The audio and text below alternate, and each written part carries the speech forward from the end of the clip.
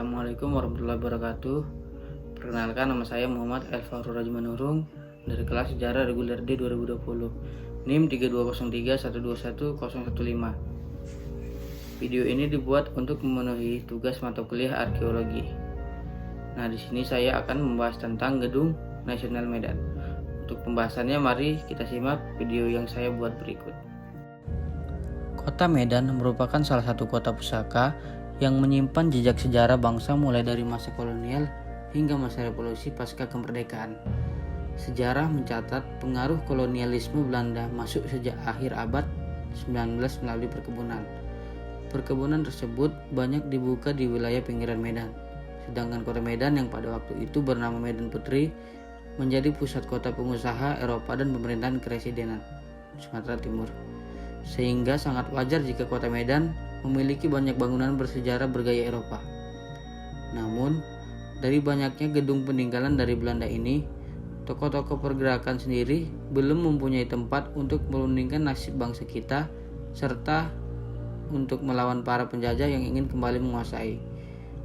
Gedung-gedung bioskop yang sebelumnya dianggap tepat untuk pertemuan massal, akhirnya diketahui tidak aman karena pemiliknya selalu bermata ganda, antara akan membantu perjuangan rakyat atau membocorkan semua rahasia yang dibicarakan kepada penjajah.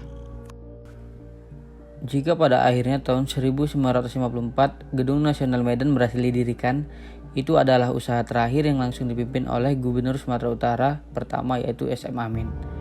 Namun, tentu saja kondisi ekonomi pada masa tersebut masih sangat minim, sehingga Gubernur membuat pasar malam amal pada tanggal 18 Agustus tahun 1954 yang bertempat di Lapangan Merdeka. Pasar malam amal ini dilakukan beberapa kali sehingga dana yang terkumpul adalah dana yang dibuat untuk mendirikan Gedung Nasional Medan. Gedung Nasional Medan dibangun di Jalan Sutomo atau Veteran berkat dana yang terkumpul dari pasar malam amal di Lapangan Merdeka.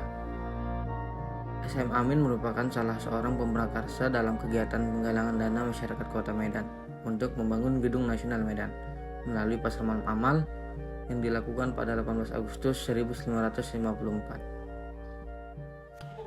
Gedung Nasional Medan terletak di Jalan Sutomo, Sidodadi, Kecamatan Medan Perjuangan, Kota Medan.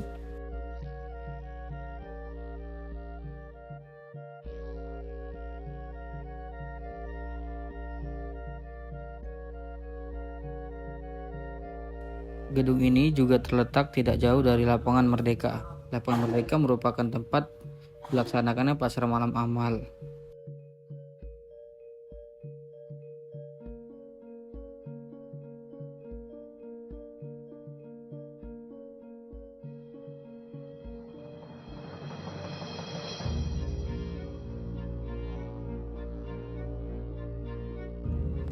Gedung ini dibangun di atas tanah tempat berlangsungnya Perang Medan Area yang sangat legendaris dalam perjalanan sejarah Indonesia untuk mempertahankan kemerdekaannya setelah proklamasi 17 Agustus tahun 1945. Maka sudah terlihat jelas bagaimana arti penting kawasan Jalan Veteran dan Jalan Sutomo tersebut dalam upaya pemuda untuk mempertahankan kemerdekaan Republik Indonesia. Kemungkinan itu adalah salah satu alasan Gedung Nasional Medan dibangun di atas tanah tempat peristiwa heroik terjadi.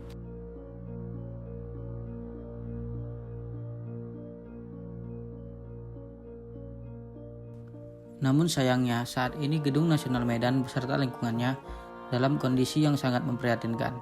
Gedung dan kawasan ini hanya diramaikan dengan aktivitas perdagangan, tempat pangkalan becak dan mobil sayuran, bank sampah, gudang, pasar sayur-sayuran, pasar loak, bahkan toilet umum yang jauh dari penataan kawasan yang layak. Kawasan ini semakin dikenal sebagai kawasan kumuh yang tidak memiliki nilai penting apa-apa. Padahal, jika boleh jujur, gedung dan kawasan ini tidak hanya penting bagi masa-masa perjuangan kemerdekaan saja, namun juga penting bagi sejarah pertumbuhan Kota Medan sebagai ibu kota kolonial di Sumatera Timur yang begitu megah dan tertata dengan sangat rapi sesuai standar kota-kota di Eropa. Yang kita lihat dari video berikut adalah pasar gelar, di mana di sini dapat ditemukan para penjual barang-barang antik.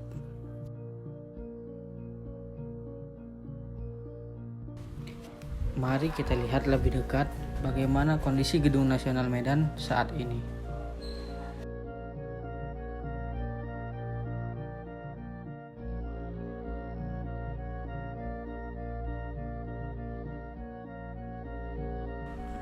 Kita lihat dari sisi sebelah kiri terdapat jemuran pakaian. Di belakang juga ada jemuran pakaian serta tumpukan-tumpukan sampah yang membuat kondisi Gedung Nasional ini terlihat semakin kumuh. Jika Gedung Nasional Medan dan kawasan sekitarnya terlihat terabaikan, kumuh, dan tidak memiliki nilai vitalitas yang tinggi, tidak semerta-merta menjadi alasan untuk menghancurkan bukti sejarah tersebut dan merubahnya dengan fungsi baru yang tidak sesuai. Namun, masih banyak solusi yang dapat ditemukan guna mewujudkan vitalitas gedung dan kawasannya baik untuk aspek perekonomian, sosial, bahkan budaya. Selanjutnya kita lihat dari sisi sebelah kanan Gedung Nasional Medan ini terlihat rumputan liar yang tumbuh di sekitarnya. Juga terlihat jendela-jendela yang sudah usang bahkan rusak. Sisi depan juga tidak jauh berbeda dari kondisi sisi samping kiri dan samping kanan.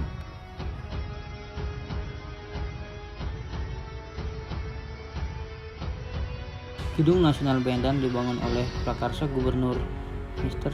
S.M. Amin dengan cara menghimpun dana oleh masyarakat Medan sendiri melalui kegiatan sosial dan pasar malam amal yang diadakan di lapangan Merdeka Medan. Di sini dapat kita lihat perbedaan antara kondisi Gedung Nasional Medan pada awal dibangun dengan keadaannya sekarang.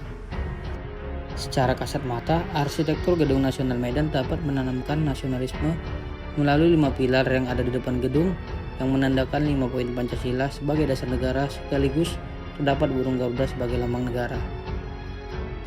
Gedung ini tentunya memiliki banyak nilai penting karena merupakan gedung pertemuan pertama yang dibangun oleh pemerintah Republik Indonesia di Sumatera Utara.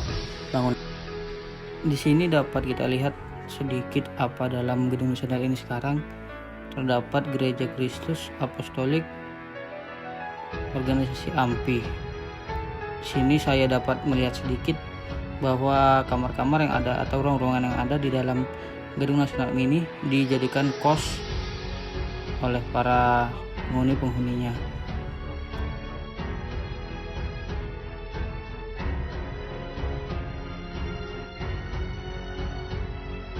Maka dapat kita ambil atau kita tarik kesimpulan dari yang kita lihat sebelumnya bahwa Gedung Nasional Medan dan kawasannya telah kehilangan nilai penting dan vitalitasnya akibat tidak adanya penataan kawasan dan program pendukung.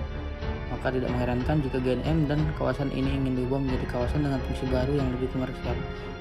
Oleh sebab itu sangat penting segera dilakukan revitalisasi Gedung Nasional Medan beserta lingkungan pendukungnya untuk menghidupkan vitalitas gedung dan kawasan sesuai dengan nilai penting dan fungsi yang sesuai. Revitalisasi tersebut dapat berupa tindakan konservasi bangunan beserta lingkungannya atau perencanaan program kegiatan yang sesuai yang bernilai sejarah dan budaya.